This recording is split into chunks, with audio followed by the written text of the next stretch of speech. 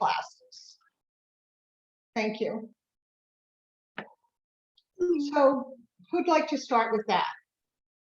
How many classes have you been to? Chris?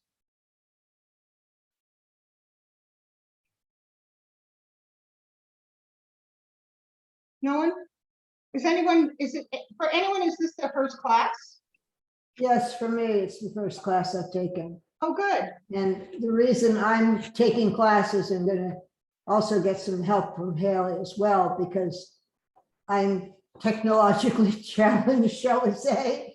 I learned from Win Morrison, who basically is a dinosaur, and that's the way I do things, like a dinosaur. So I'm trying to bring myself up to speed and get into the modern world. Great. That's great. And I applaud you again, Connie, for doing this. Anyone else? Go ahead, Jean. This is, I think, my 6th class. Good. 3 classes last week. I did Monday, yesterday, today. So we have 3 more, I think, the week after next. And like Connie, I'm also technically challenged. So that's going to be probably one of my biggest obstacles that I have to overcome, you know, but my son is in IT and he works from home. So he's great to help me, you know, so these classes are brilliant. It's just so, I never knew there was so much to learn. It's amazing, you know, so. Right. In some offices, you just go to the office and they go ahead, sit down and get going. And, you know, how do you get going if you don't know how to do anything? Like, I can remember I've learned so much in the last 2-3 months, you know, from all the help from Keller Williams team and everybody. Great. Is it Elena? Elena. Hi. Elena, hi, good morning. Yeah, good morning. Yeah, I'm actually with Jane. We started the same day. So we've been with Keller Williams for what, 3 months now. Yeah, and this is the second Ignite classes I'm taking because I missed like half of the first ones.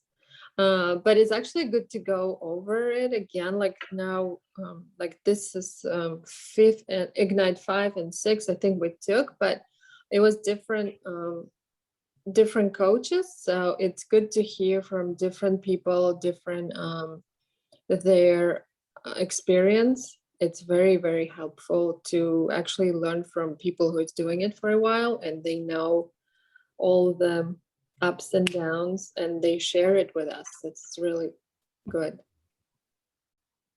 Thank you. And congratulations on making the plunge and joining Keller. Thank you. Chris, how many classes? How many Ignite classes have you taken, Chris? Me? Yeah. Well, the beginning of this year, Rita shared with me the tapes from last year.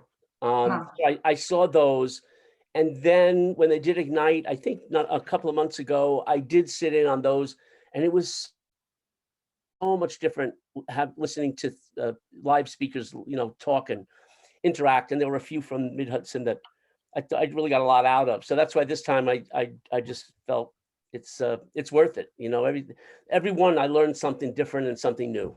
Great. So it's a really good, it's a very, very well put together program. It's wonderful. Yeah. Kareem, hello. Good morning. Well, my little silent people, does anyone want to join in? Okay. Hi, good morning. Hi. This is my 6th class. I'm a new agent too. I've been an agent for 3 months and I love it. I learned so much. I'm being like taking all the tips and just learning. I work for New City. Wonderful. Thank you for joining us today. Thank you. Okay. So I feel like the biggest and most important thing that we could do as a realtor is have a very, very deep sense of service. So you want to be different from almost everyone else out there. And by doing that, I feel like you need to be honest and have a stellar reputation. The one thing I am so proud of is there are so many people that say to me, oh, you have a great reputation. And that's because I always try to tell people, and when I start with people, the one thing I tell them in my value proposition is, I promise to give you the best care that I can give you, and I will never lie to you. So it's really important for people to know that I am on their side and I will take the utmost care of them. And that's part of what my value proposition is. I had someone a couple of months ago who wanted to do a for sale by owner, but he had me come, and I'm sure he came to, pick my brain, find out what we do, and help him price his property. But I sat down with him and I told him how important it is in this market for him to have a realtor, and not do a for sale by owner. I mean, yes, things are selling really quickly and things are, flying off the shelf. But if you don't have a realtor on your side, guess what? You could be a for sale by owner. Someone comes in and decides that, well, you don't have a realtor, so I'm going to offer you less than what you're asking, right? And you say, well, I better take it because I may not get another offer.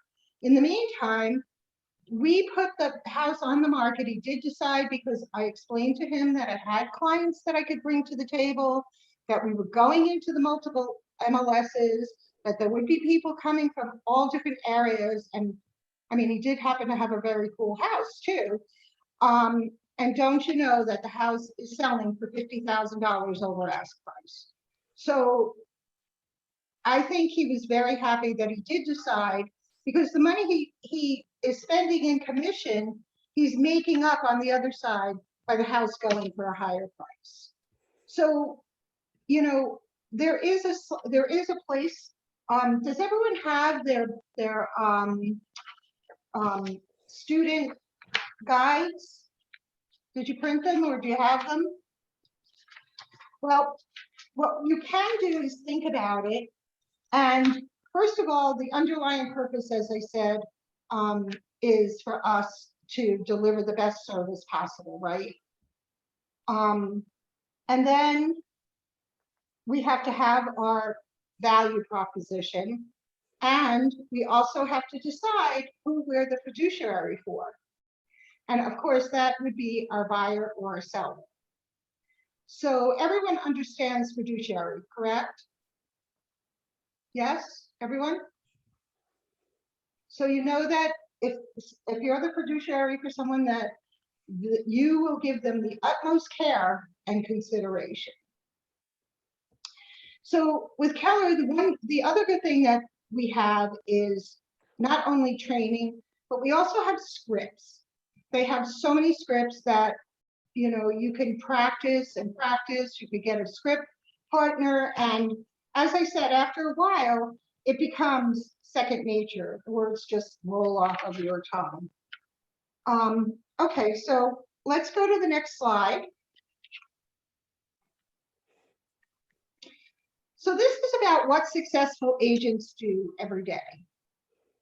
So there's two different sides to your business. One is to grow your business and one is to run your business, okay? When you're growing your business, that is honestly the most important part of it, because you need to always have a cycle of things happening. In July, I actually had a very slow month, and then I was starting to feel like I was never going to have another sale again. But of course, I knew that wasn't true, but you get you get anxiety. I mean, everyone does. I mean, I was panicking, and then within a very short period of time, things started to change again. So in order to grow the business, we need to lead generate. The biggest part of our job is to lead generate. Now, not everyone lead generates the same, okay? So let's see. Patty, what do you do to lead generate? Patty? Me? Yeah. I do a little bit of everything. I call around to people I know. I go through referrals. I get a lot from other agents in other areas through the referral network on command. And I did do with our PC program, I did buy into a lead generating program right now for seller leads that we're working on. Chris actually was the first one through that program to get a listing in Poughkeepsie. So yay, Chris. So those are probably my main sources are referrals from friends and actually other agents that need someone in this area. I'm working with a couple. I have 2 referrals from a California agent. I have a referral from a Connecticut agent, and then some just from the like our Orange County office. That's awesome. Thank you. So many people that are new probably say, well, how do I lead generate? What can I do? Jean said that she works in a restaurant. I mean, there's nothing better than being in a house or a restaurant or wherever with people that are coming and going all the time. And I'm sure you have loyal people that love you and trust you already. So Yes. what better place is there for you to lead generate? Now, you do tell every single person you know that you're selling real estate, right? Correct. Right. Mhm. So, Yeah. I mean, that is an amazing thing to have that kind of a pool of people. So just work it. I mean, you Yeah. have to open your mouth. You have to tell people. You should have cards on you. You know, you could be standing in the grocery store and start talking to someone online and say, oh, you know, whatever, where do you live? You know, and just start a conversation. Just open your mouth, start a conversation, and then just see where it goes. Anyone else have any great ways of lead generating? I think one of the things I learned on one of the other Ignite classes was even if you don't have cards, have like a little notepad with you. So if you say, oh, I don't have my card, can I get your information and your phone number or email? And I'll send you some information about the market. Now you've collected their information that you can add to the database. And that was an idea from one of the other instructors in That's this class. awesome. That's awesome. Thank you, Patty. Okay, so lead generating. I do a lot of mailings. Jean is telling me that she's not so savvy with computers. I mean, I could get into computers, I can do my work, I could do all of that, but I am not tech savvy. I know that there's a lot of young people who are very tech savvy, but it's not me. So I finally have gotten to a point where I've hired someone to help me with that. Now, you guys have the advantage that you could use the people in the office to help you with, you know, your transactions from beginning to end. And that's an amazing thing to have. So, you know, if you're really not that tech savvy and you want the help, it's a great resource. And you can talk to the talk to Haley, right, about that, and she'll help you, right, just every step of the way. Okay, so then also you should have a good listing presentation and a buyer presentation. Some people don't like to share them immediately until after the buyer or the seller has agreed to work with you, because I mean, it's just something to think about. If they're interviewing multiple people, you don't want them using what you do to get other people to do it. You know what I'm saying? You can offer your value proposition, you can tell them what you'll do, how often you'll speak to them, and all of that, but you won't give them all the ins and outs of what you're going to do until you actually sit down and are, you know, representing them. The other really great thing to do is to preview real estate. Now, we used to have the caravans, which I'm sure will come back again at some point, and that was a great way to go and see the new listings that were on the market. But you know what? If you are in a position where you have some time, you could drive around the neighborhoods where you would like to sell some property, or if you know people who are trying to get into some of the neighborhoods, then drive around, see what's available, and call the agent and say you'd like to preview it. And it's a good way for you to see the property, and also for you to see how things are priced. So those are really great ways to help you grow your business, and you're doing it every day. And you Now can you're go going- to any broker open houses. Right, that's what I was saying, that we used to have them more often. Oh, yeah. And then you can preview a home as an agent without a client, so that you can see what the inside of the homes look like as well. You know, so you can really get an idea of what the house looks like for the value of what they have it priced at. And then the other thing that I've been getting ready to do is through, I don't know if anybody's watched that James Shaw. He does a 20-minute Facebook Zoom call every morning at 8 o'clock. But it's mailing out to your area that you want to sell in, you know, a letter, just letting people know, hey, I have buyers, you know, and we do out of our office have a lot of buyers. So you do have buyers, you know, that are looking in this neighborhood, and have you been thinking about selling? You know, would love to have a conversation with you about what the value of your home is. So a handwritten letter to your farming area is also, I think, a huge way to maybe possibly get some listings. Thank you. Okay, so now we're going to start running our business. So when we're running our business, what are we doing? We're marketing our seller listings. So there are a couple of really great ways to do that. One is to send an email blast to all, you know, the local agents with a copy of your listing. We have Facebook now, and with Facebook, we can market to different zip codes. I don't know if any of you know this, but if you want to work with Facebook, you can call them and they'll do a half an hour for free about marketing on Facebook with one of their marketing people. And that is really a great, I mean, I think I'm on my third assistant, and I hope she's going to stick, but I've had my assistants, not because I was hard to work with, by the way. Anyway, so, so I had my assistants call and, you know, set up a time and work with Facebook to find out, because there are rules and regulations if you're a realtor about the posts that you put up. So it can be very frustrating. If you put up a post and you're marketing and you find out you can't post it because you're marketing to a certain salary range, for example, you can't do that. And there are certain things you can't do. So it would be really to your benefit to go and get a class or a half an hour of free training from them. Of course, you're going to go out and show houses. There are a lot of agents, especially, you know, the people who do make a lot of money, and they don't like buyers. Now, I happen to love buyers.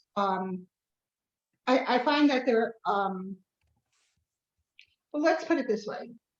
I feel like the buyers have a lot more, I don't want to say respect, but maybe it's because the sellers are paying us or feel like they're paying us that they make more demands. Where sellers are more grateful, buyers are more grateful. That's the word I'm looking for. They're grateful for your time. They're grateful for you for helping them, and grateful for all kinds of different things. So we'll go through that later when we're going into that whole negotiating part. We negotiate contracts, so that's a big part of this whole class. We'll get into that also. You're going to do your transaction management to closing. So you're going to watch everything all along the way. You know, do you have attorney approval? Do you have the inspection signed up? Have you heard anything about the appraisal? Are they paying cash? Is the title done? Especially in these days, it's really important to find out where that title is. Vendor management. Who are the good vendors that you work with?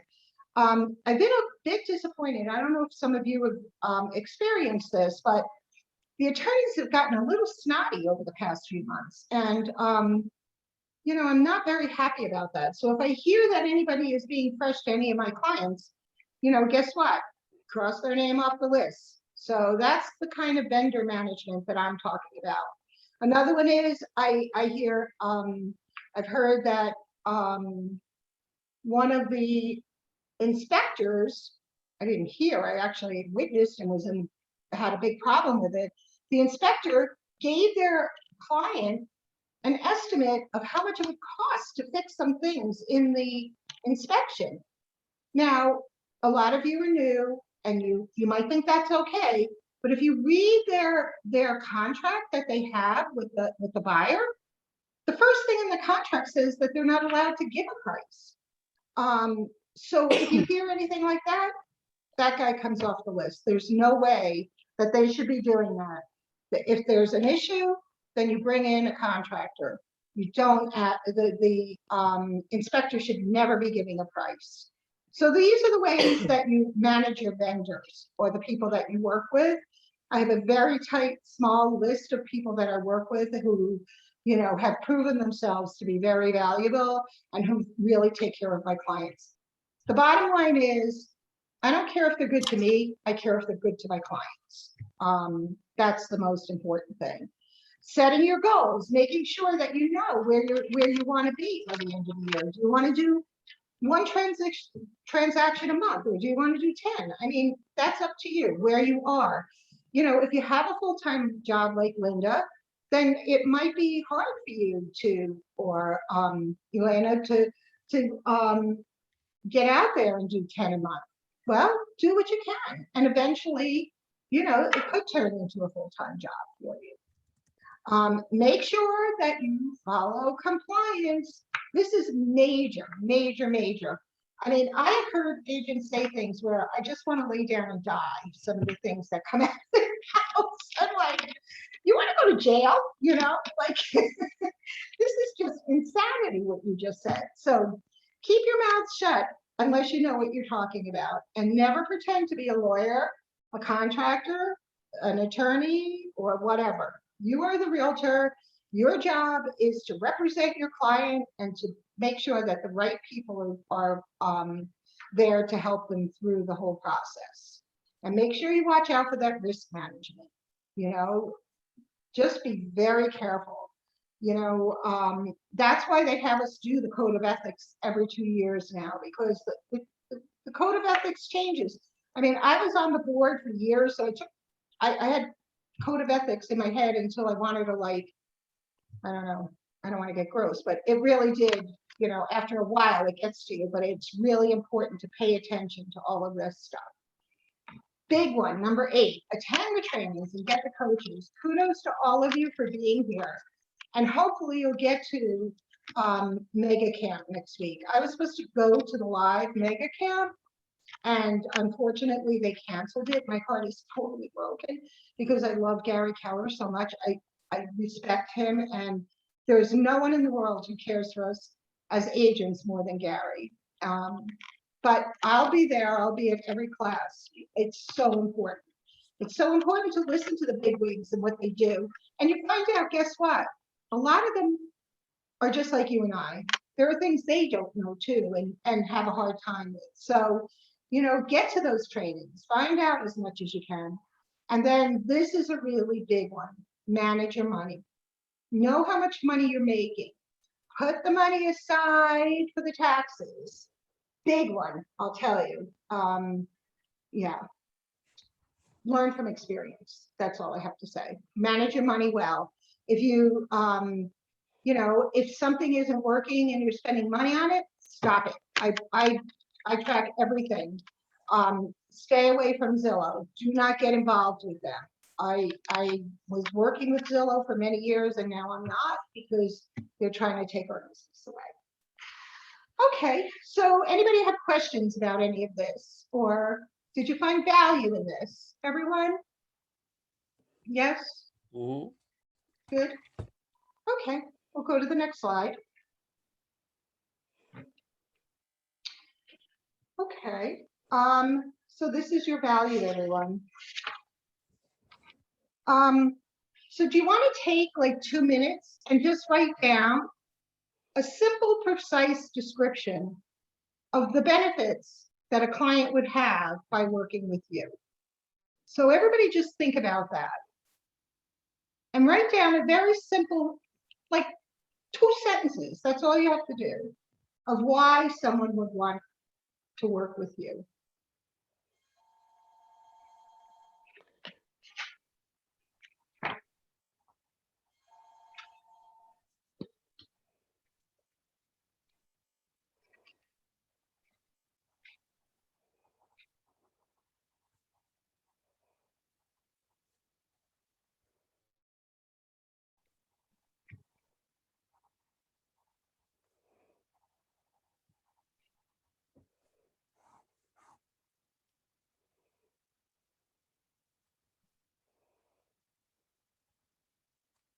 And then you could convey clearly what you would do to earn your fee or your charge.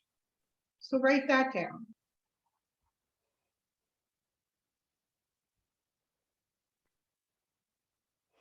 Say that again.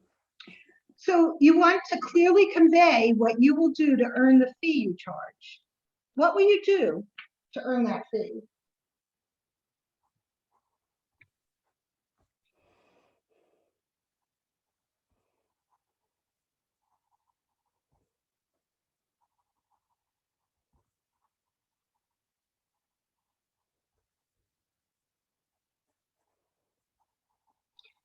And now you have your value proposition, just like that.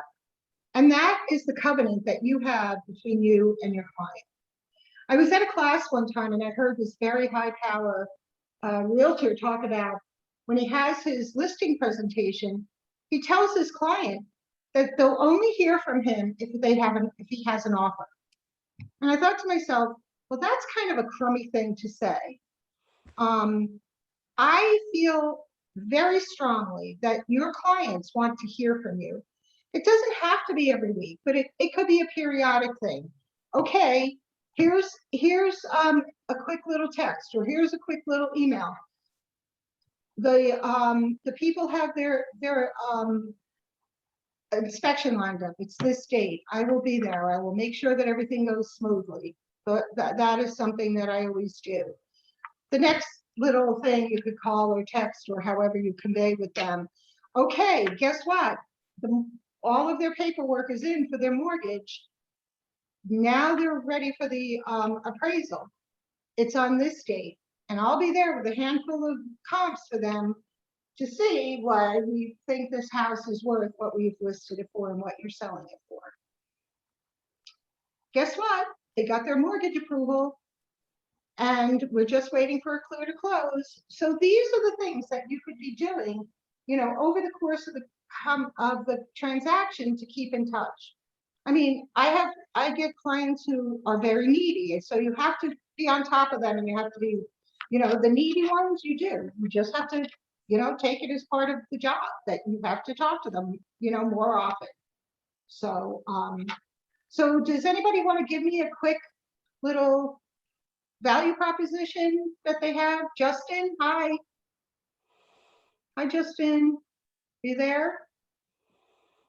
I'm here. Hi, how are you? Good. How are you? Good. So did you write down a little value proposition? I did not. Okay. I'm sorry. That's okay. You don't have to be sorry. I feel like it's a little bit this class. I'm not even an agent yet, and I'm getting so much from this class, but like a lot of it is a little beyond where I am right now. But it's still really good for me to be here and listen and like participate as much as I can. Oh, that's amazing. Thank you. I'm not even like quite there yet. Are you taking the course right now? I am taking the course, but I'm waiting for the results on my test.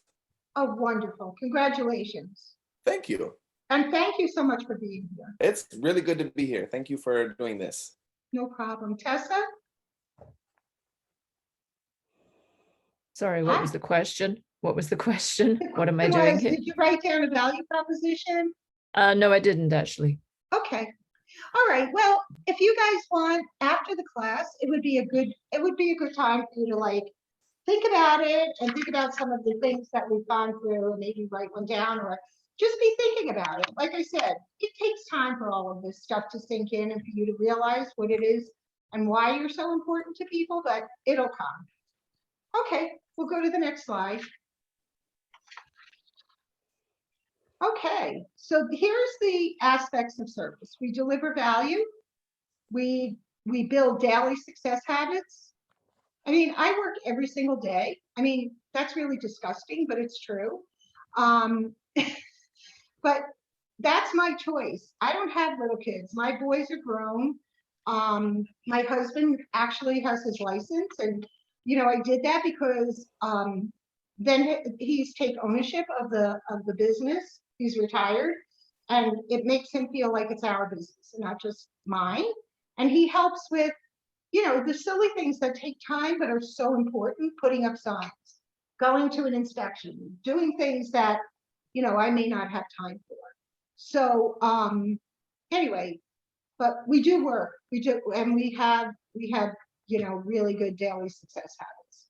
Again, to find your value, it is so important for you to know that you are valuable. You are so valuable. And know the state of your value. Okay? And that's really about it as far as our values go. Okay. Next slide. Okay, know the underlying purpose of real estate profession. What is the purpose of a realtor?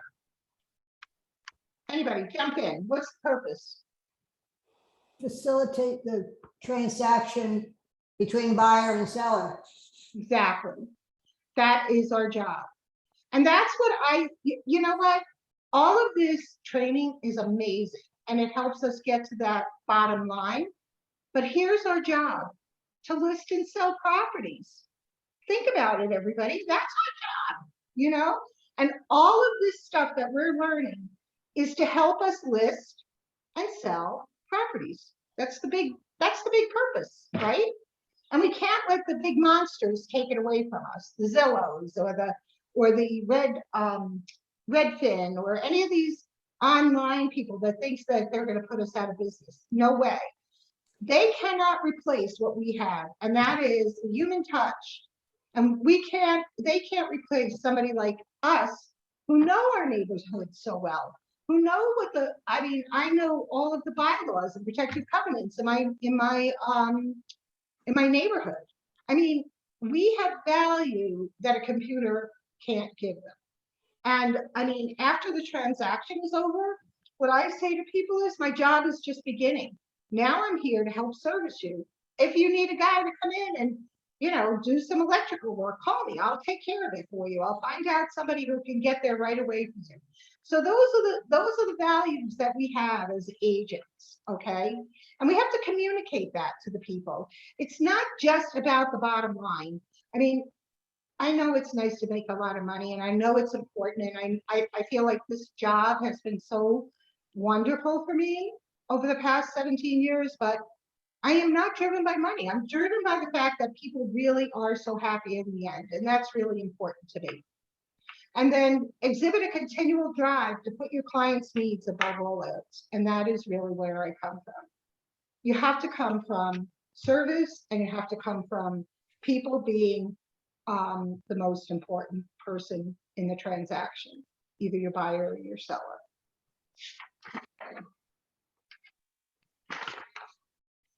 Okay, we've gone through pretty much all of these.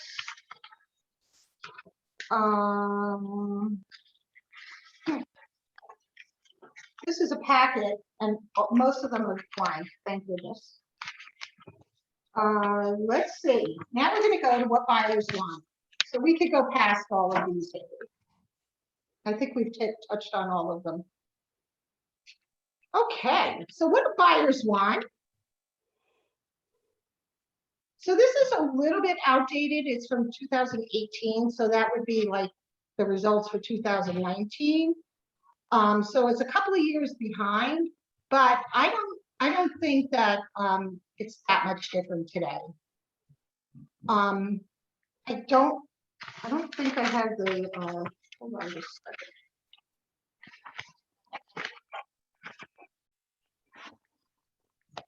second. Sorry, guys. I didn't realize that this didn't have,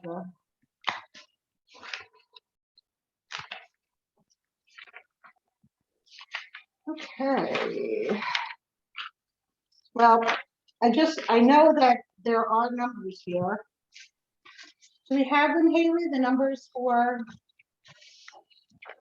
the percentages, do you know? Well, that's coming up in the slides. It's odd though. Just looking at percentages.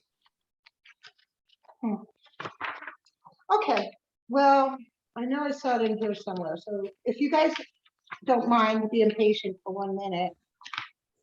I know there were the percentages, and they're very shocking sometimes. Oh, well.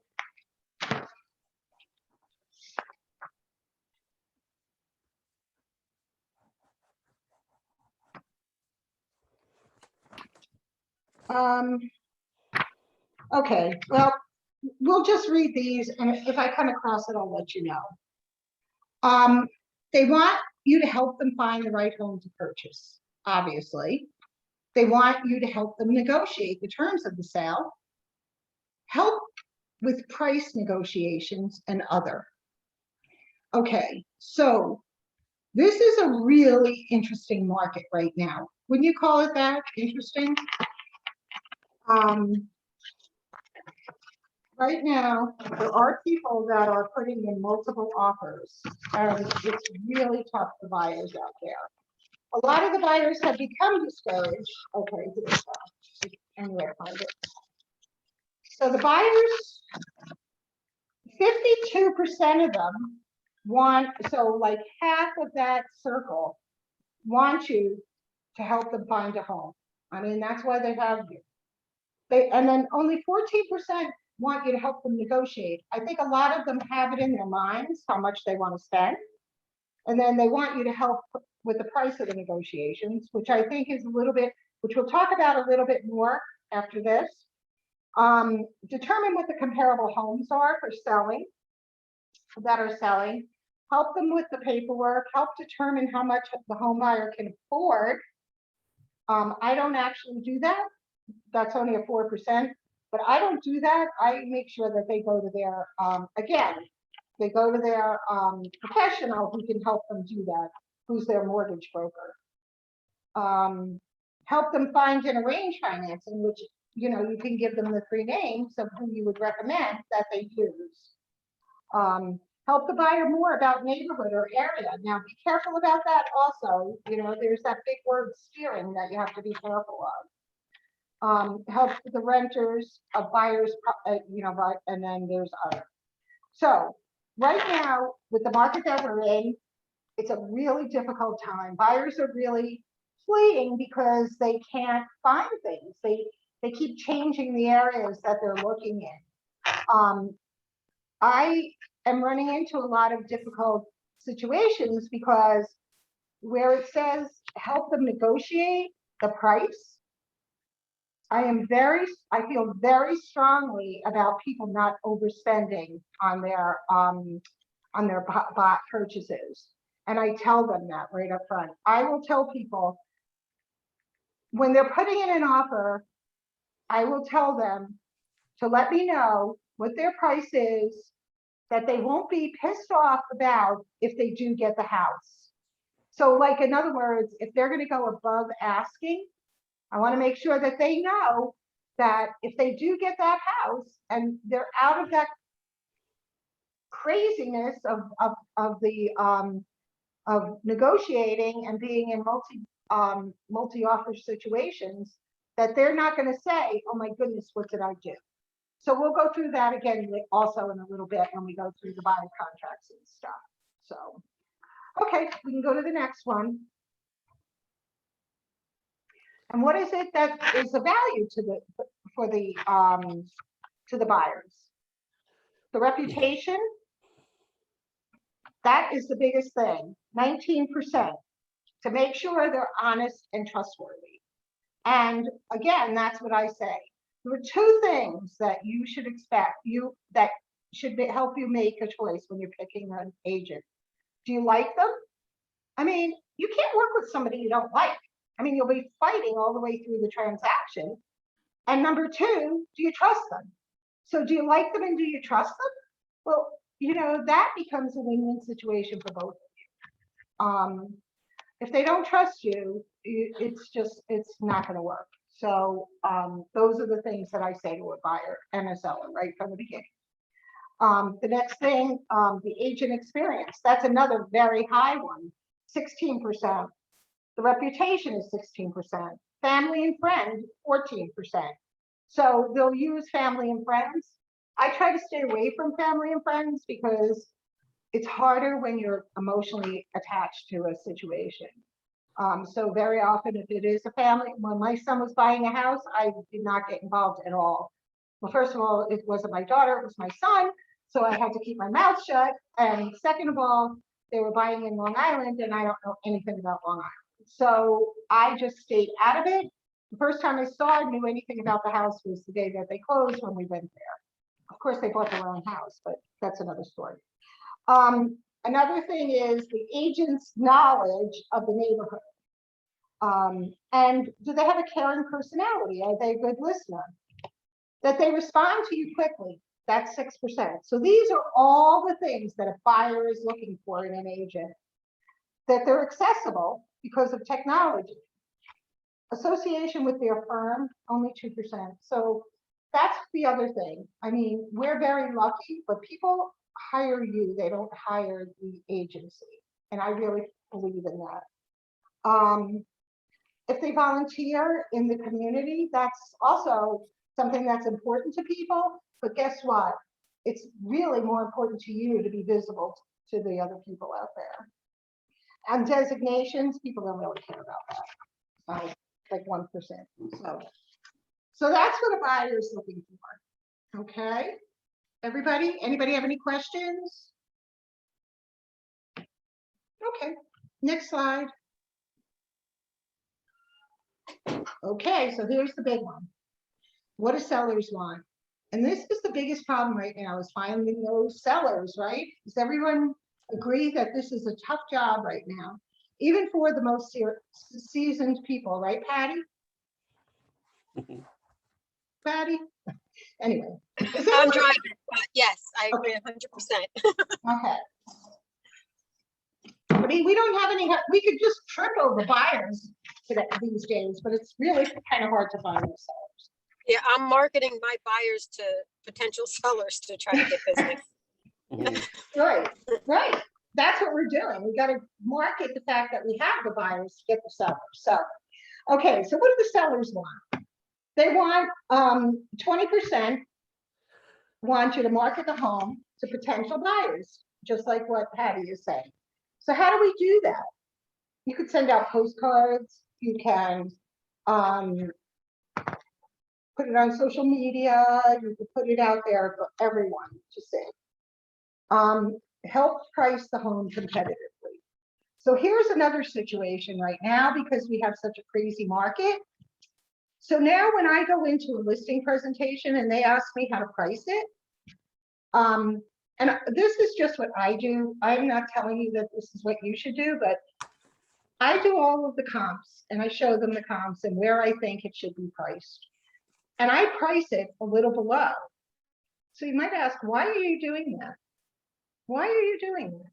Because it brings in more buyers. Because if you have two equal houses and one is priced a little bit lower, that's going to bring the buyers to your house first, right? That's number one. Number two, what I tell them is, we'll price it here and then we'll let the market decide what the price should be. Well, sure enough, almost every single house that I've been listing lately, we've had multiple offers on. I mean, some of them as many as 9 offers, which is like insane. But, you know, that's what's been happening. I listed one on Friday, first showings on Saturday, we had 3 on Saturday, 9 on Sunday. And on Monday, we had an offer for $100,000 over ask without even do best and highest. So the market decided how much that house should go for. So, and my seller was thrilled. I mean, we talked about it at length, and he didn't doubt that I made the right choice, by pricing it where I did. So, because we had a full conversation, I was hoping we'd get, 25,000 over ask, but anyway, so it worked out really well. And they want help with negotiating, 6%. Help with the paperwork. That really doesn't mean much, but they want you to be there for inspections and appraisals and all of that. And then they want you to help them find a place. That's 2%. Help create and post videos to provide tours of the home, 1%. And they also want your advice on what to do to fix up the home and sell it for more. That's another thing that you have to advise people to do. The first thing I tell them to do is get everything and put it in boxes and put it in the garage. The more you declutter, the more value for your house. You don't want people coming in and looking at your stuff. You want them to come in and look at your house. So decluttering is a major, major point. Okay, anybody have questions, or anybody run into any of these things and have a good aha from it? Anybody? I think what's funny about this market right now is they're saying the listing price is the opening bid. Yeah, right. Yeah, and, right. and that does change, right now because of the market. That's how it works. A couple years from now, it may be a little different where, you have to use a different strategy when you're pricing or negotiating or whatever. But right now, what Vicky said is really almost happening all the time with your buyers. They're up against multiple bids, and the stronger, financially ready they are to make that offer, the better chance of them winning the bid. And one bit of advice too about a buyer, you have to make sure they're pre-qualified before you take them, even to see low price properties or whatever. Just please, please, please get them pre-qualified, because you can't negotiate a deal without having them qualified to purchase. Okay. Okay, so we can go to the next slide. Oh wait, I'm sorry. Can you go back, Haley? I'm sorry, I missed something here. Oh, here, the value. Okay, so this is the value that we hold to our sellers. Our reputation, our honesty and trustworthy. That comes up over and over and over. If you say you're going to do something, please do it. If you say I'll call you back, call them back. If you say that I'm going to call you once a week, call them once a week. It's really important that you tell them the truth. The agent is a friend or family member. The knowledge of the neighborhood. I only list in the areas that I know. I will not go, like, you have some agents that say to you, or you hear them say, I sell in Schoharie County and Albany County and Westchester County and blah, blah, blah. Yeah, they go and they throw a lockbox on the house. That's it. That's not what I want. I want to know my property. I want to know where it is. I want to know things about the neighborhood so that I can share them with the buyers or with the agents that come with their buyers. It's really important to me to know the areas that I sell in. The agent has a caring personality and is a good listener. Commission is only 4%. Believe it or not, it's only 4%. And everyone's always trying to beat you up for commission. Don't let it happen. The association with a particular firm, 4%. Accessible. Professional designations held by the agent is only 1%. So it's really about your reputation, and it's about your honesty and trustworthiness. Those are the two biggest things that that the buyers and the sellers look forward to. Okay, next slide.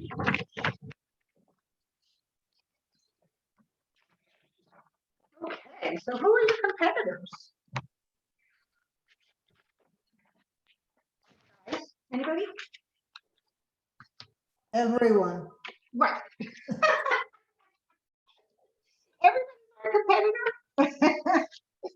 Well, we have to know who our competitors are, right? We have to know who the competitors are on the other side. And, you know, I know that there are agents that I may not really like personally, but I make sure that I get along with all of the agents as much as I possibly can. It's only going to lead to a smooth transaction.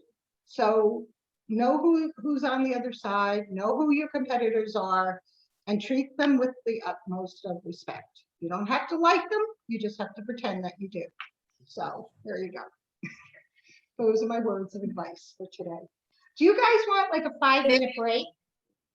Do you guys want a 5-minute break? Hello? No? Okay. So where do we go from here? Next. Okay, keep going. We're not going to do, I am not going to touch on command today. I'm not going to talk about getting things into command. The way we want to do this today with doing the contracts and the negotiations and everything is just doing it without going into command by using paper or using, you know, just really going through the paper and not going into the whole command, okay? Keep going.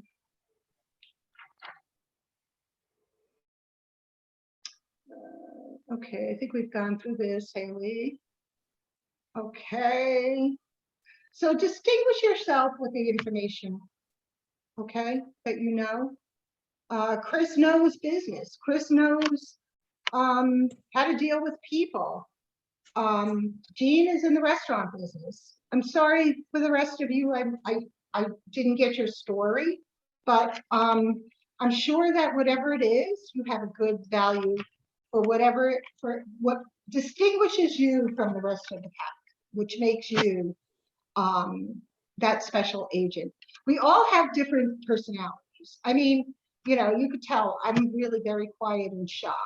So I have a hard time communicating with people, but you know.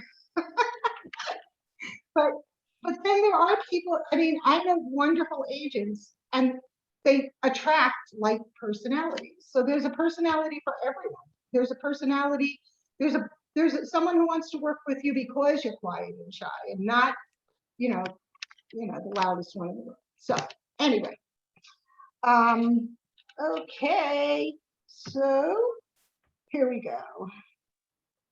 We're gonna create a stellar experience. We want everybody to be happy.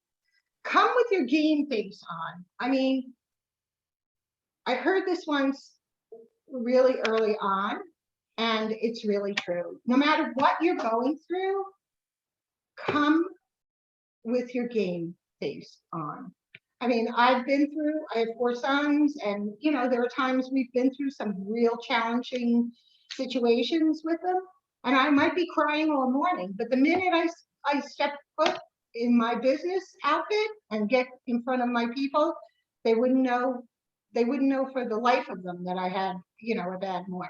And that's how you have to come, with your, you know, with your smile and with your attentiveness and the helping, you know, that helping loving spirit that you want to give to them. So create a stellar experience for them.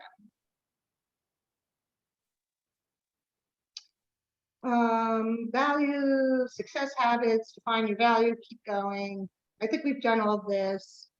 Okay, so anybody have any big ahas? Because this is just about it.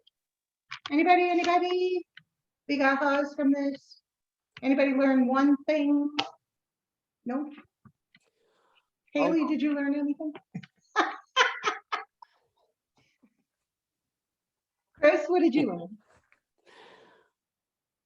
Yeah, no, like I said, every time I learn a little more. The first time I went through this, I had a really tough time with a value proposition, and then my stumbling block was I'm so new. What kind of value could I possibly have? You know, like that, I couldn't help get that in my head. But you said, you know, that very simply and straightforward, will give you the best care and not lie. And that's great. And I added that to mine. I start out with, I'm a local who knows the neighborhoods and the market, which is I do. I'll guide you through the highs and the lows of the transaction. I think it's important to kind of understand that connection and be upfront with people. Say, look, this isn't going to be a holiday the whole way through, but you know what? Don't worry. I'm here. I'm with you. We've seen it a lot.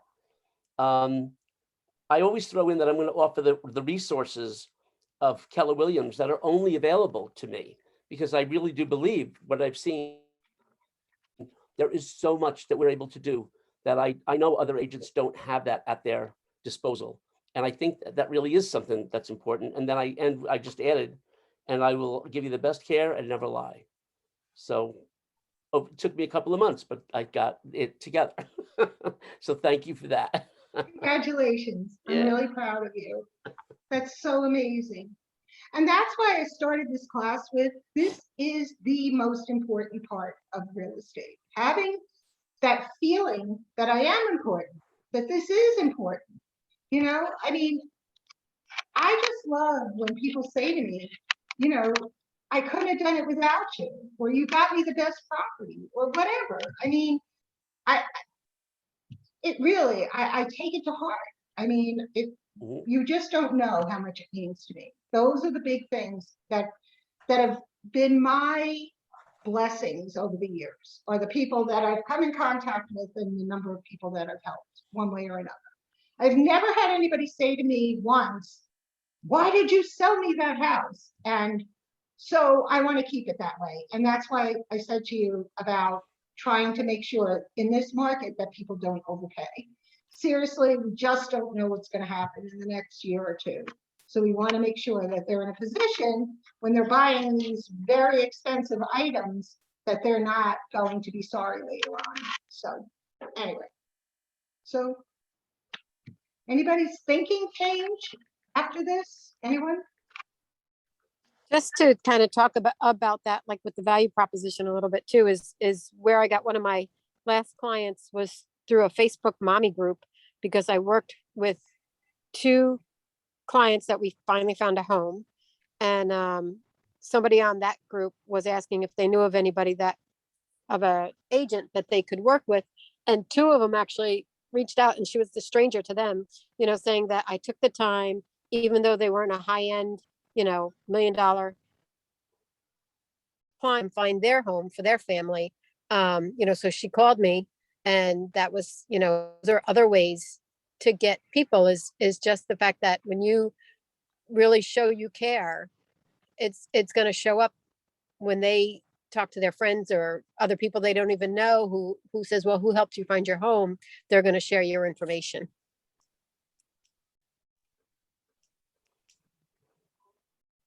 I mean, you've seen it a million times. The best form of flattery. Come on, help me with the word. Flattery. Flattery. Yeah, thank you. Is your recommendation. Imitation is the sincerest form of flattery. Right. That's it. That's the other one. Okay, cool. Okay, so let's see where we're going now. I think we're going to actually start with why why you all thought you were going to be here. Keep going. We're going to go find where it says to make and receive offers. Oh, we generate role play. You guys don't want to role play right now, right? No. Keep going. Keep going. Okay. All right. You're going to do that after we call the scripts. I think that we're done with this now, right? I think we have to go to the other one, which is the other part of the spot is this part. This one. You have that, Haley? I have the other. Yeah, it wasn't the It was this other handout that's in the, go to the,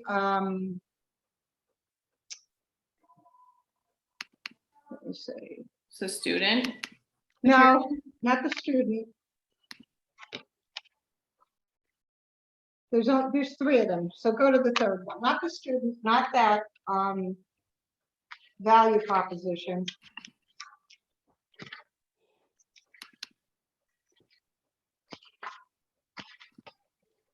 You have it?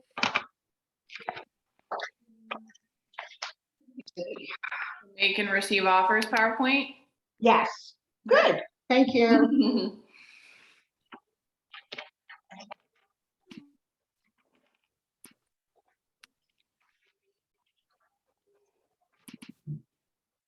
This one?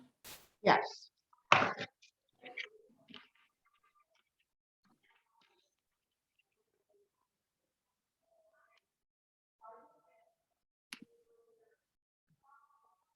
Okay, keep going.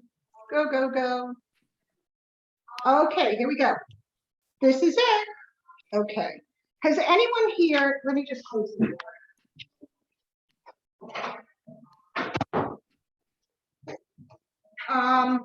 Anyone here, I know that Justin, I'm gonna let you off the hook, but anyone not ever make an offer? Hello? Oh, no, no. Hi, yes. Never? No, I just got my license like last week. Okay, that's fine. So I never made an offer either. you haven't? Okay, Karen? Yes, I have made an offer. Okay, cool. So good. How long have you been in the business, Karen? We didn't meet yet. Yes, we have. We met a few times. You forgot me already, Vicky? No, but I mean, I meant we didn't meet through this Zoom. Oh, okay. Well, with another company for quite some time, but I wasn't really doing it full time. But now with Keller Williams, going on a year.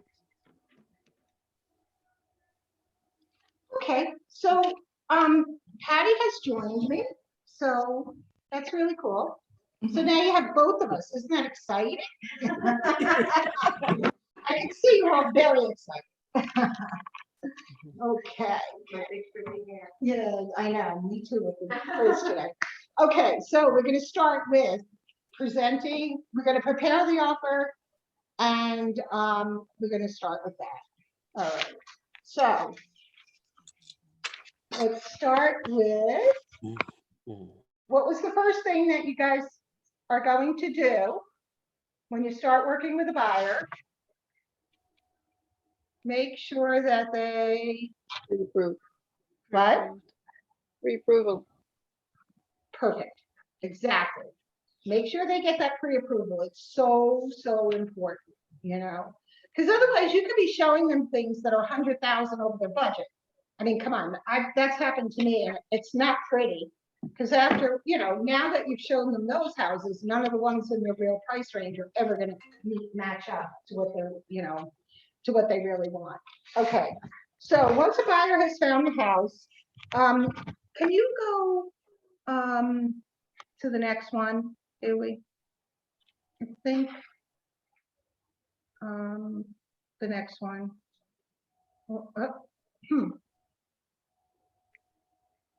Do you have a next one? We're not doing that. Okay, keep going.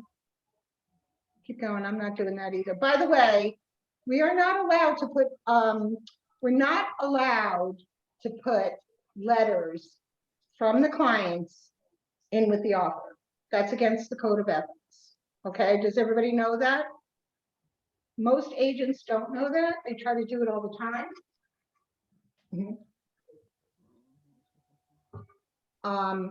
So please make sure that you don't, yeah, no love letters either way. So, okay. I'm still trying to find this one. Keep going. Okay, go back and we'll do that last one. No, keep going forward, stop. Okay, So, the first thing is they found the house, they're in love, right? And usually you could tell, that it is the right house for them. You know, if you're working with a couple, both of them agree, blah, blah, blah, okay? The seller starts looking forward to concluding the sale. This is where the fun and magic begins, okay? So this, I don't know why you don't have this loop. Do you have this loop, Haley? It says the offer process. Yeah, this one.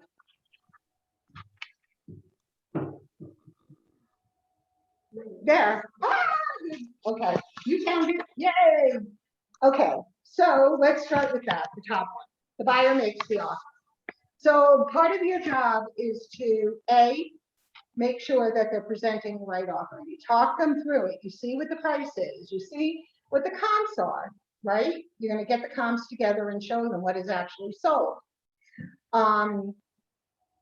However, again, we're in this market that you want to make sure that they're putting their best foot forward. Unless, of course, it's a house that you feel that is overpriced, way overpriced. Make sure you're careful about that too. Okay, so Hopefully you've done the research of the neighborhood already for them. Right. To know approximately where that house, where you think it's valued for appraisal.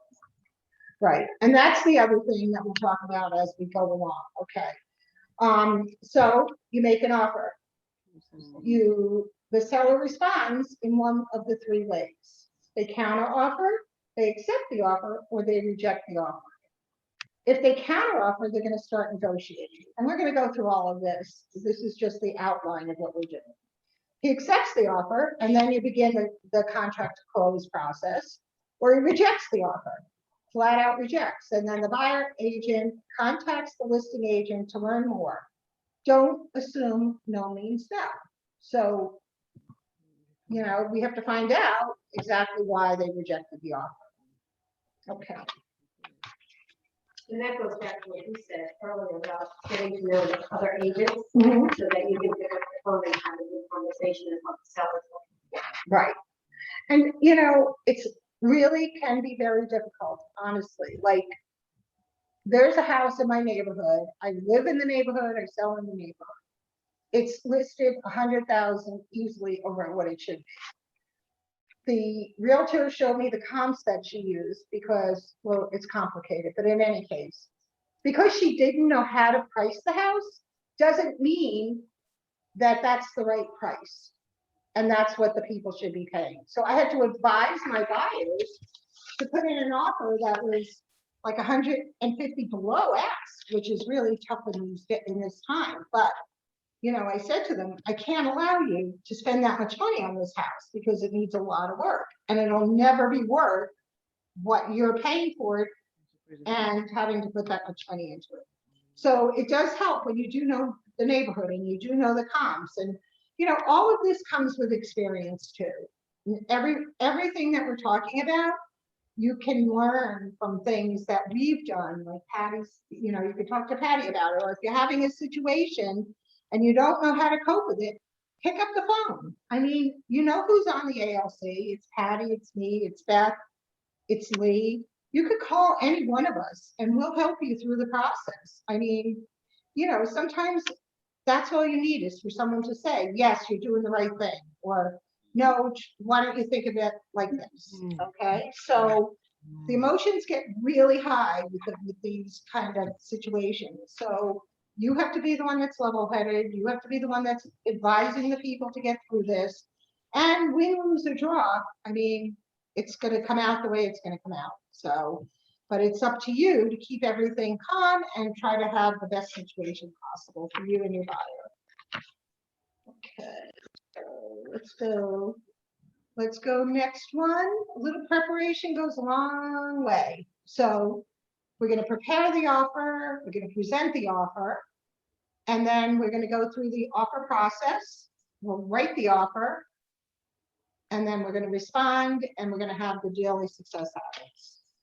Okay, so So the first step is representing your buyer at the offer stage is preparing to write the offer.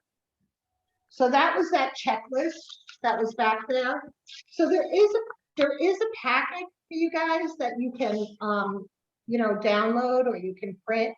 That's on the you know, Haley sends out those lovely little love letters every morning.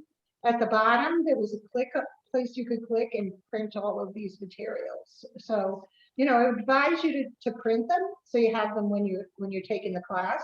And it's really, you know, it's fun to do it. You I know? think it comes from Aaron, actually. Oh, that's all right. I gave you the credit. Anyway. Okay, so where are we? Okay, here we go again with this pre-approval. Do the CMA. Review the tax records for information about pricing history. Scratch that off the list right now. I mean, I had somebody buy a house last year for $450 and I just sold it for $660 or something. So it doesn't matter if they bought it 15 minutes ago for 500,000 less. It's what the market is today. I mean, that's just the way it is. So I wouldn't even pay attention to that.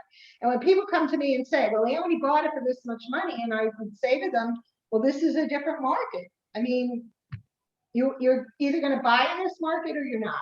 So if you're going to, then you're in this game for what it is. If you're not, then you might as well just wait and see how things go in the next 6 months to a year. And then you have to make sure that it's still available.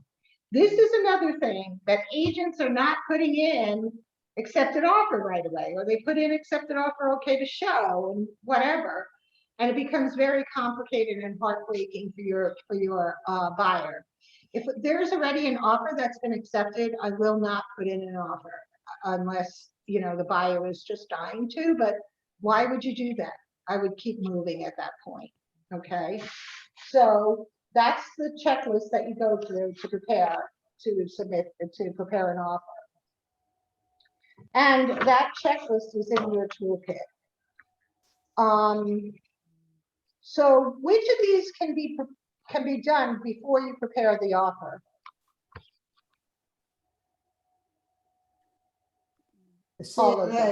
All of them can be done prior to making an offer. So that's really, you know, it's a good thing to do your homework before.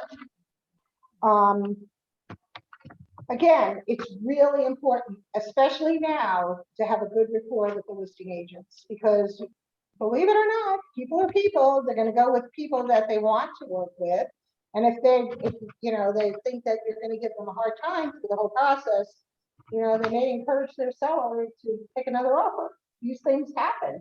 I mean, this is life right now. It's a tough market, and we have to, you know, we have to be in the state. We have to know what's going on. We have to know who our competition is. So, you know, I mean, the best thing to do is, again, put your game face on and always come ready to play and play nice in the sandbox. Hey, Marshall? Okay. Hold on, let me turn this Zoom stuff down. Hold on. What happened? Who's that? Oh, okay. So the other thing is that once we write this offer, time is of the essence. We need to get it into the listing agent as soon as possible. I attach of course, you want to attach your disclosures, your agency disclosure, and your, you know, the one that you won't the property condition disclosure. No, this is for the buyer. I have to sign that. Right. Right.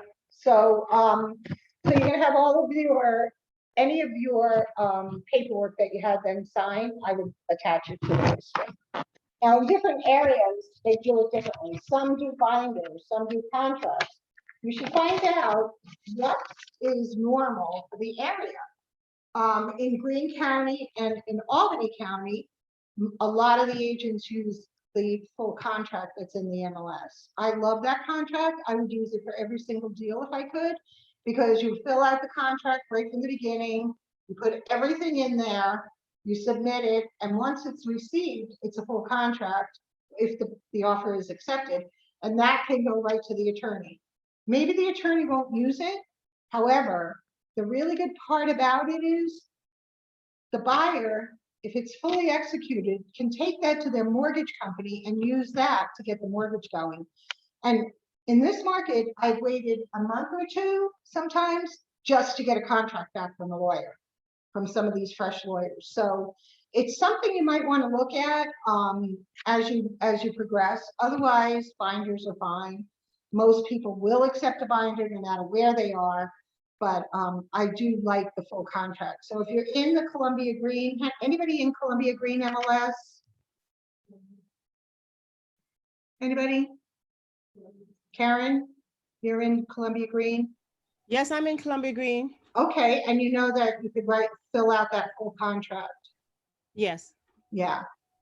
So anyway, we've talked about it. Rosemary has talked about it, that she wanted to see about getting one done so that we could start using it, but that was pre-COVID.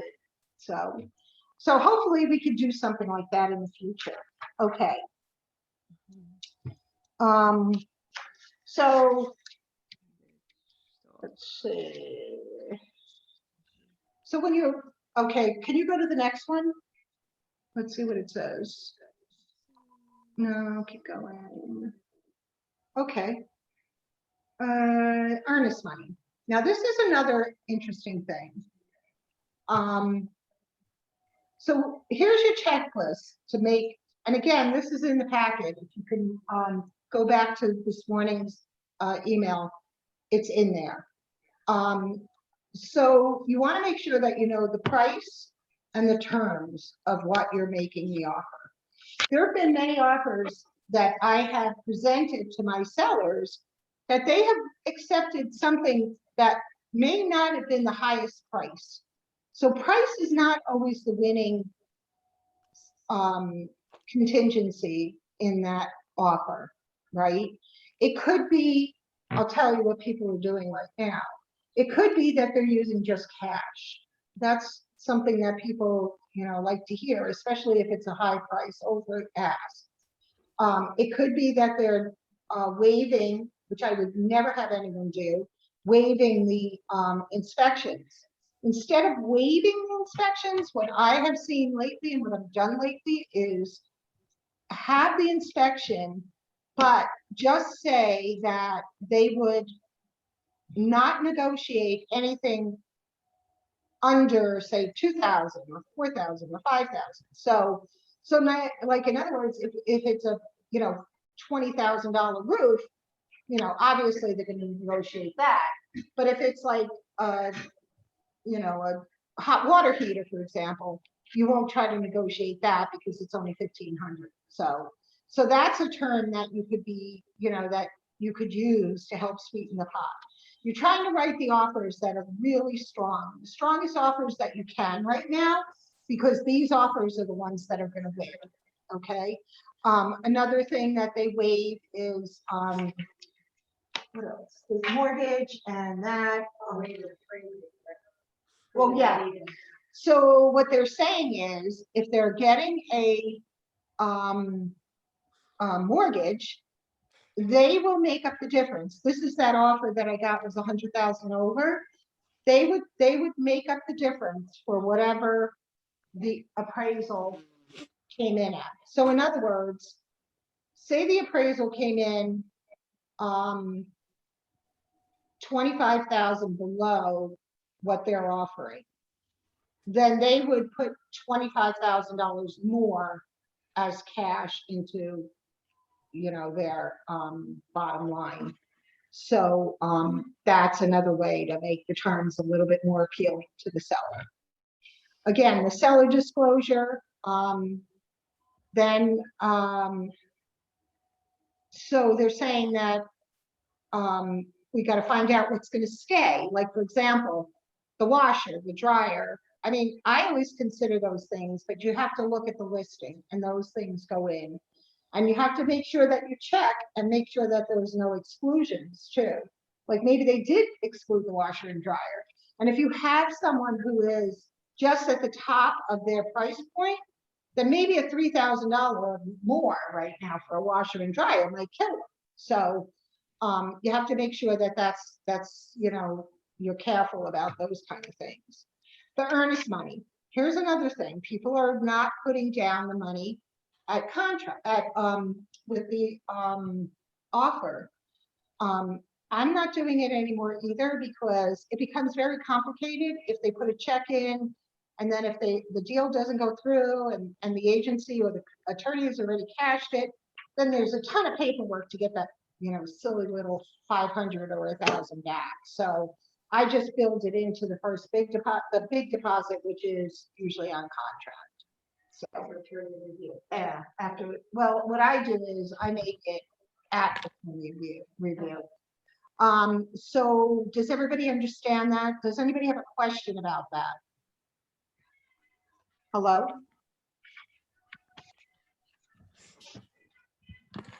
I do. Go ahead. Yeah, you said for the earnest money. For example, I had a buyer that wanted to put down, I want to say it was like 1,000 for earnest money, but he didn't want to put down anything to hold the home except for the earnest money. So I told him that he had to come up with a strong offer just to put something down, but he refused to. So he ended up losing the home because of that. Because he says he's purchased homes years ago in the past, and he has never really put down anything to, you know, anything else but the earnest money for good faith. So that's all he's putting down. So I explained to him, in this market, you know, that's not going to fly. You have to be competitive and make your offer, you know, more attractive to the seller. Mhm. So, you know. Right. So I'll tell you this. I'm sure none of you have ever sold anything up in Albany, but I have. And you could buy a $5 million home in Albany and only put 1,000 down. That's all they write into their contracts is $1,000, and that's it. I think it's ludicrous. I mean, you know, somebody would back out of that, but that's the way they do it there. So, you know, there are different situations, and I'm sure that was his thing. But you know, what kind of financing was he getting, Karen? He was getting it through I want to say it was Chase, conventional loan. Yeah. Were you getting conventional? Yeah. Yeah. So he had to put money down. So what was the big deal? I don't know. He was approved for 500, so I don't know. He was just saying, you know, years ago I purchased a home and I didn't put nothing down but this, and you know, this is how I want to do it.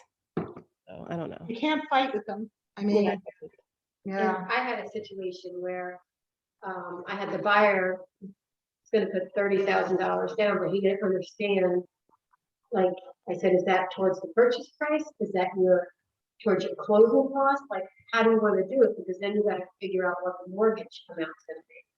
So it was a little confusing, and we actually put it all towards the mortgage.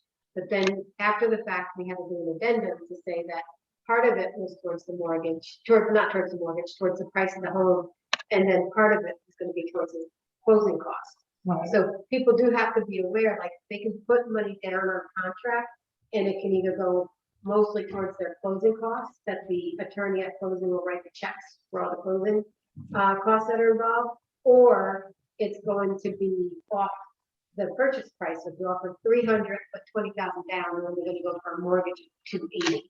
So you have to make sure your buyer understands that part of it too. Like where do you want that money to go? Is that going towards to deduct a lower mortgage, or is that going towards your closing costs?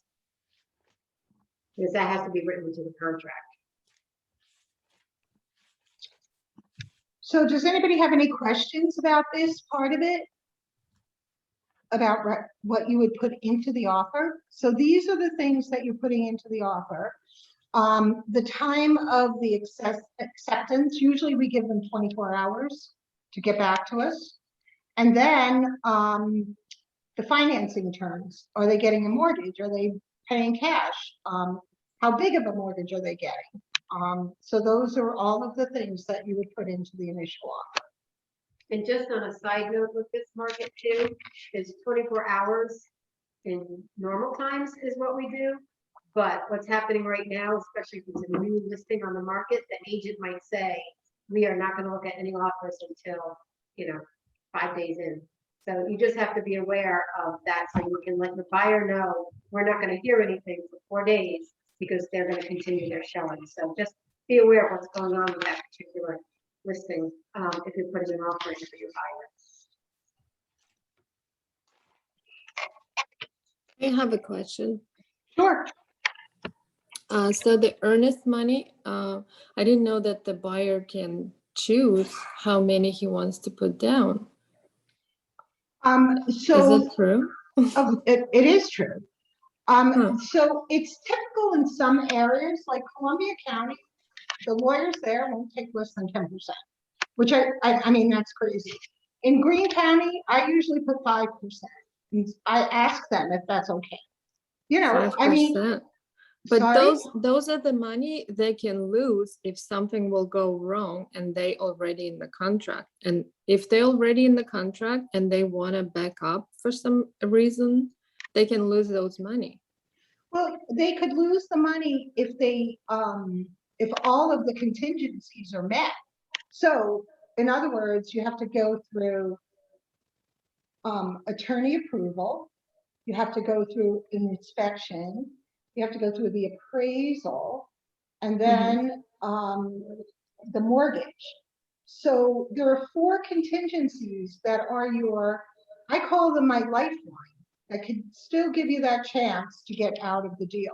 So if there's something along the way that is going to prevent that person from purchasing the home, there's usually some way that they can, you know, stop the deal. I don't like to use the word get out of it, but they could stop the process without losing that money.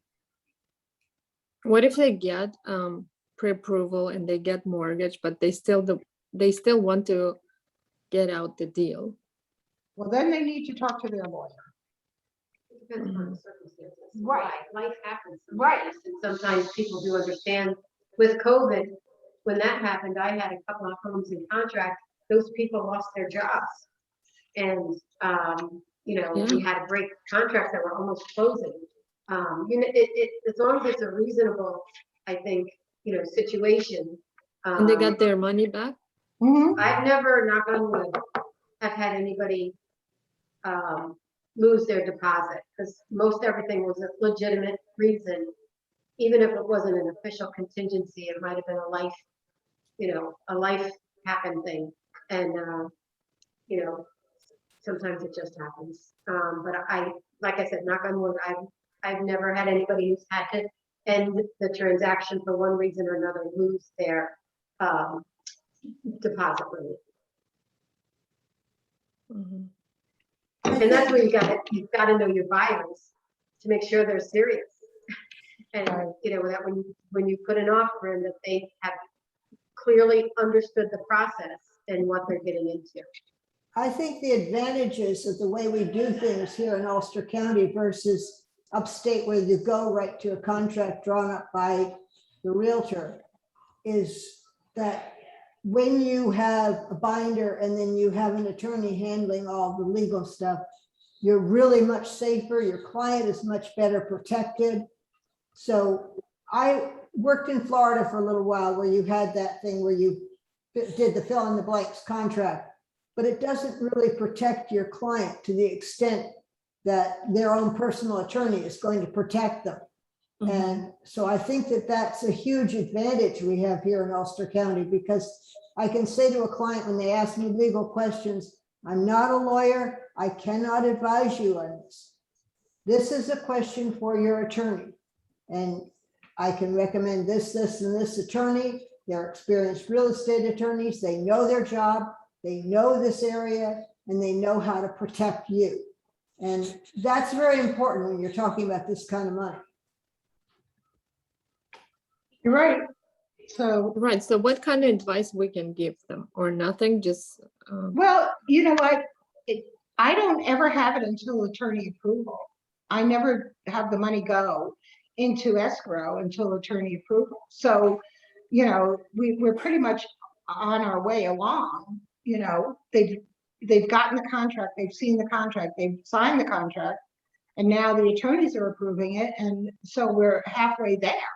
So by then they should know obviously one way or another if they're going to be purchasing the home. And I think those of you that are not out of this market center and work at a new city and Middletown, I believe most of it's a purchase offer that you use, and then the attorneys write up the contract. So, but you know, once they get to contract, they've been through the inspection, they've spent time at the house, they've been able to kind of get their ducks in a row and let the bank know what home they chose, looked at what the tax expenses are going to be.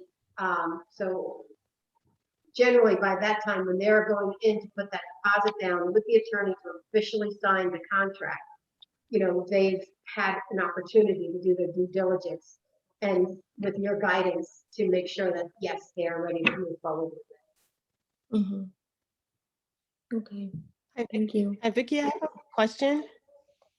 Sure. Yeah. You said that there were 4 contingencies to stop the deal: inspection, appraisal, and what else? Attorney approval, the inspection.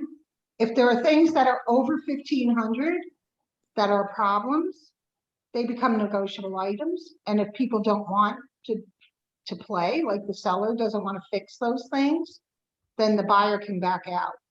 So that's the inspection. And then the other one is the mortgage. If they can't get the mortgage, then they can't purchase it. Okay. All right. Thank you. Sure. Okay, so now we've got it written, and the next step in here, it talks about doing a cover letter. We don't want to do that. Remember what I said? No, we're not supposed to be doing love letters at all. So the next thing we have to do is present it, right? So for the most part, I put together, first I call or text the other agent and tell them they're getting an offer. Okay, prepare the agent that you're coming in with an offer. And then the next thing is I'll do an email and send them everything, all of the paperwork. And then I'll ask them in the email to make sure that they let me know that they got it. Because the worst possible thing would be, you know, like you leave something off the email and they never get it. So you want to make sure that it has been gotten. If at all possible, I like to walk the offer into the other agent's office, put it in their hands. And it gives you the opportunity to meet them face to face, talk to them. And you're not saying anything illegal, but you're at least saying, you know, my client likes your house and really wants to buy it. And you establish a little rapport with the other agent, which I think helps you. I don't know how much, but I think it does to a certain degree. You know, That's they great. feel like I'd like to work with this other agent. That's really a good thing if everyone's in the same area, but you know, I could be selling houses over in Chatham, or I could be selling a house down in Kingston, and you know, and have a few things going on. So it's not always easy to be, you know, going around and presenting offers. So I you know, I'll send it in an email and then, you know, talk to the other agent about it and see where we stand. And then we go into that process of, there are 3 things: they can accept, they can negotiate, or they can reject. So those are the things that could happen. So here are some of the things that could come up. As I said, there could be things that come up in the inspection that the owner doesn't want to fix. So again, here we are in this market, which makes it a lot more, it's a seller's market, so it makes it a lot more difficult for people to get the things they want out of these sellers, because they've gotten to be, you know, a little greedy is the word that I use, you know, like they don't want to help the people out, they don't want to do anything, but you know, this is the market we're in, so we have to deal with it and we have to work with it. You know, I tell my buyers, if they don't want to do it, then they can walk. I mean, you know, they still have the money. They still are the ones that, you know, have the upper hand to a certain extent, right? Because they're coming and bringing the money to the table. I also have to be careful about them putting in a very, very low offer right out of the gate. And that could cause sometimes a little tension when you're trying to negotiate, and even with the other agent. So you want to make sure the offer is fair and equitable for all parties. And as I said, I mean, I have advised people to put very low offers in because I don't feel the price of the house is worth what they are asking for. So again, here we go. Back to what we said before. We're back to know your market, know what sales have happened, know your buyer. How much do they want that house? Is it really important for them to have that house? Do they need to buy a house this week or whatever? So, these are the things that you have to be careful about. So now that the offer is written, you'll either have it, you go into the negotiation process, and then, yes, you come to a meeting of the minds, and there we go. And now we start the whole process.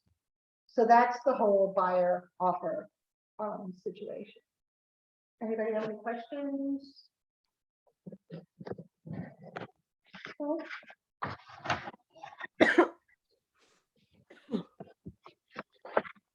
Hello, anybody?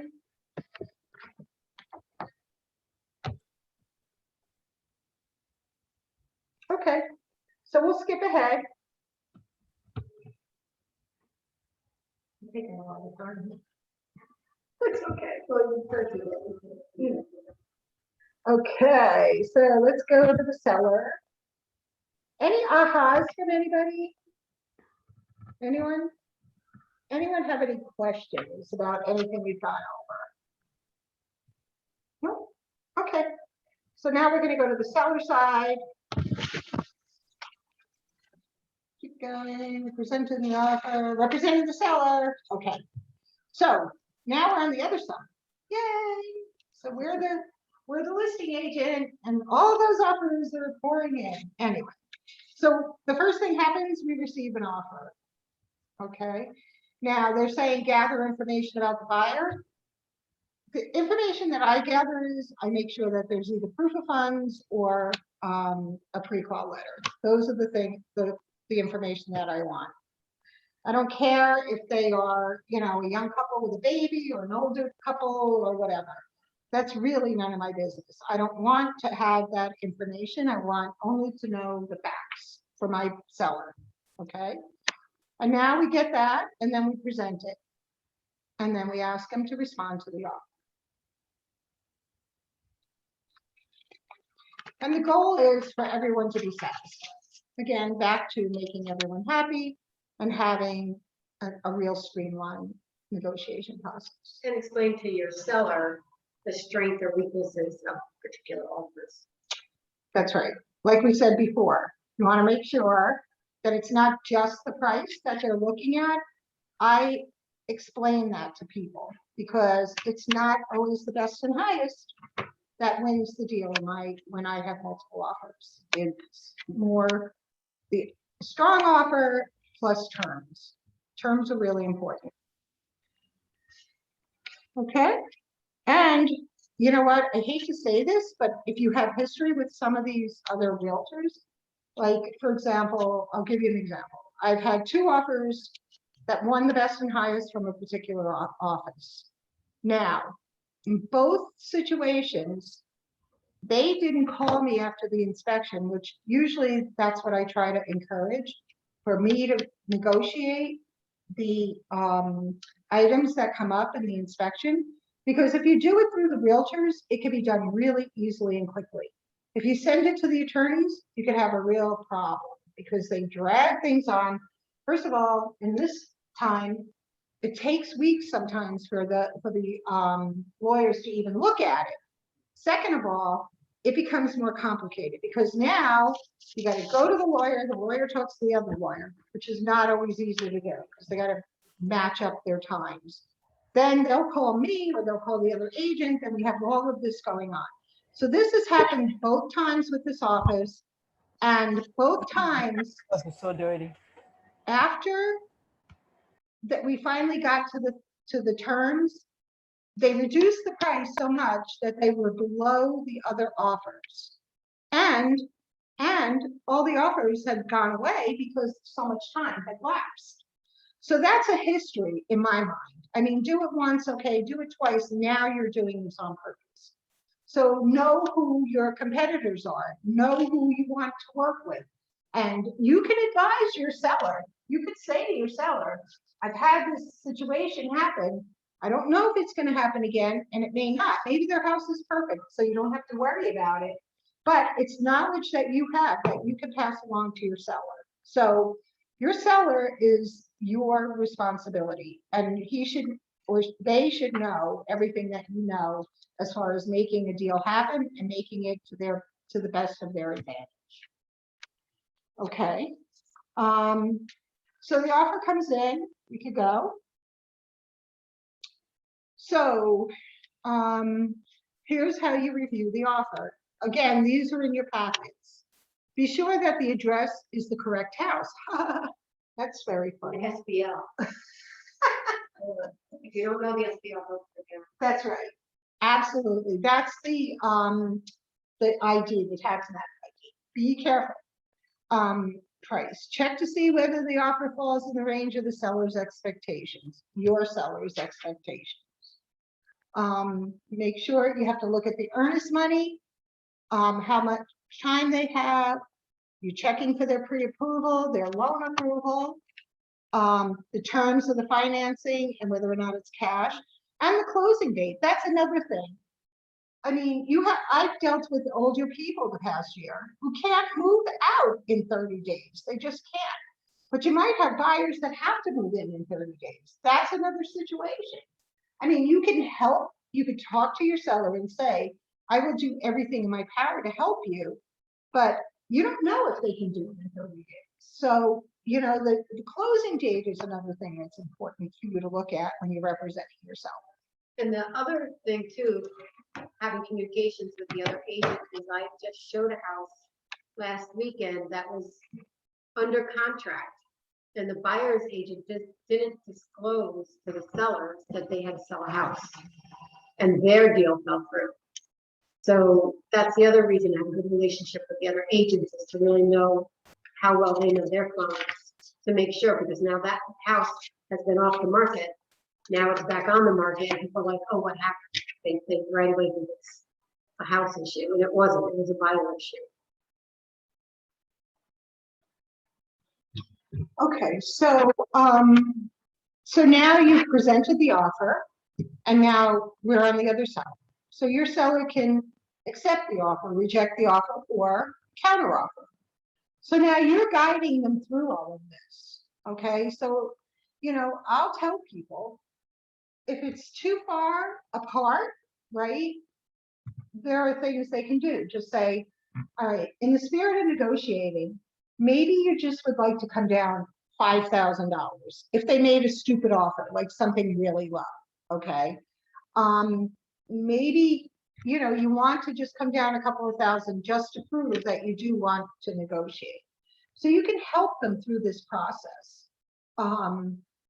Or you could say to them, listen, you don't want to haggle, you don't want to do this forever. Why don't you just put forth what your price is and put it out there and see if they come up to it. And if they don't, then you can just, you know, it's not going to happen. So there are many different ways of negotiating. And in your packet, there's different scripts for that too. So you can look into that. And every single negotiation is going to be different. So know that in your head. It's not going to be easy sometimes because, you know, you might have a seller that's stuck and, you know, they just dig in. And sometimes it's a matter of $1,000 or $2,000.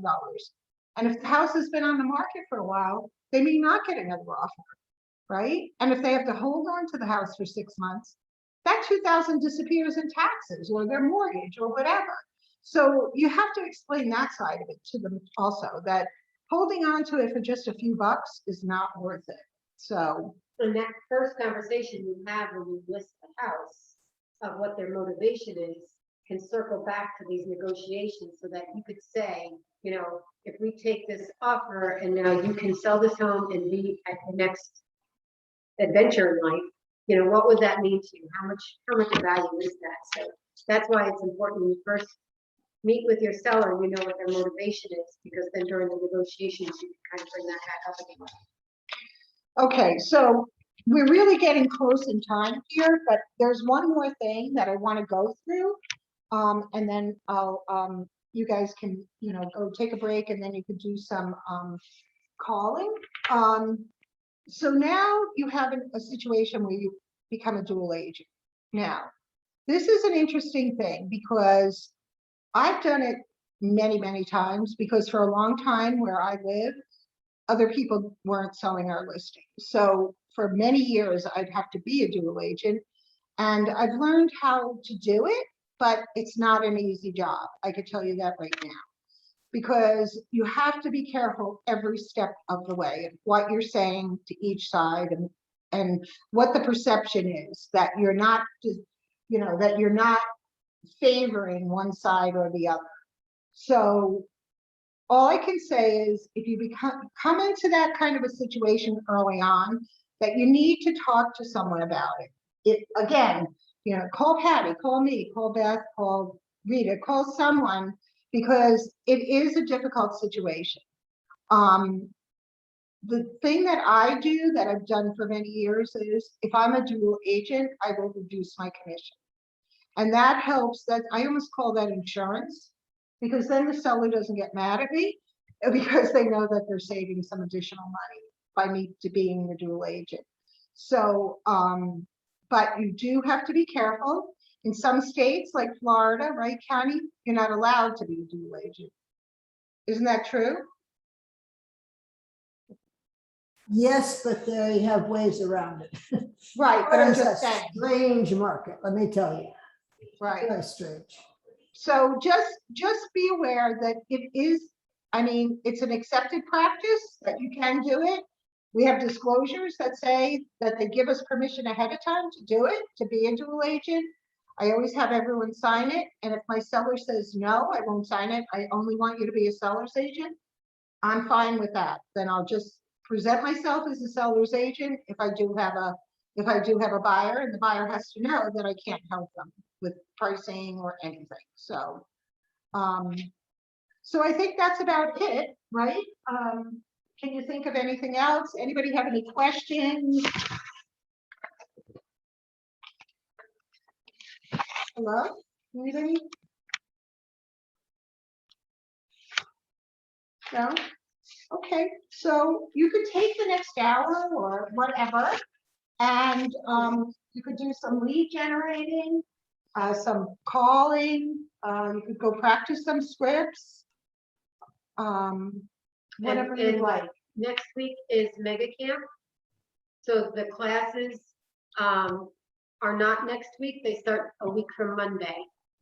Is the next class. I don't have in front of me what the next session is. Kelly, do you have what the 30th is as far as the session goes? Yeah, Beth, you're doing it. Beth and I together, but it's mostly Beth. I don't have the agenda. Okay, well, 8:30. Yes. 8:30. Okay. And next week is That's session 7, right? yes. Yeah, The Spark is win buyers. win buyers. Cool. And the elementals is, you know what that one is? Yeah. So and it's negotiations. Okay. So yeah, Beth is the main person. And so next week is mega camp. Hopefully some of you guys will be at the event on Tuesday, you know, or watching online if you signed up for it. But there's a lot of good content at mega camp too. Well, thank you, everyone. I hope you enjoyed it. I hope that you got things out of it. And I hope to see you all soon. I know we're going to start having some really fun things in the office in the next couple of months, as long as they don't lock us down again. And I really look forward to meeting all of you in person if we haven't met. Have a great day. Thank you. Go make some phone calls.